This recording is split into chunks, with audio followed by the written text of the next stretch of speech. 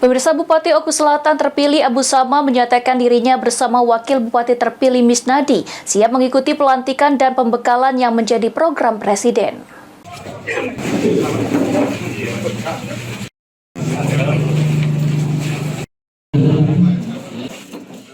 Bupati Oku Selatan terpilih Abu Sama menyatakan dirinya bersama Wakil Bupati terpilih Misnadi siap mengikuti pelantikan dan pembekalan yang menjadi program Presiden. Kegiatan retreat selama 1 pekan di Akmil Magelang yang diinfonya akan dilaksanakan pada 21 hingga 28 Februari 2025.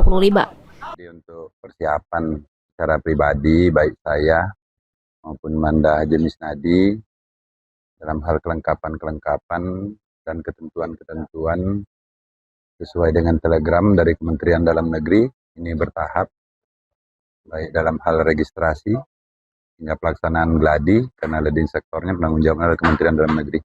Namun secara pribadi saya dan Manda Haji Misnadi insya Allah sudah siap untuk mengikuti pelaksanaan daripada pelantikan kepala daerah secara serentak di Istana Negara. Ini kan Pak, sekarang ini ada orientasi dari itu, tanggapan itu gimana? Betul.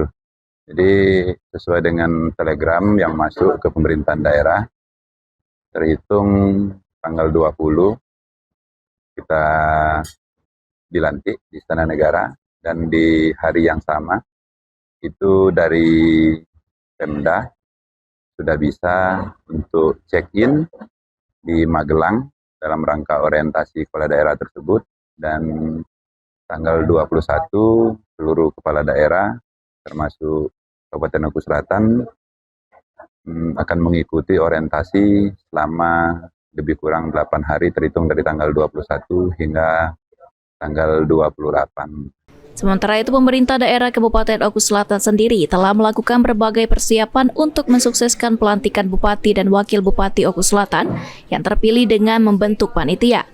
Setelah pelantikan kepala daerah terpilih, jajaran pemerintah daerah Forkopimda akan melakukan pertemuan Forkopimda untuk menyampaikan visi dan misi Bupati terpilih.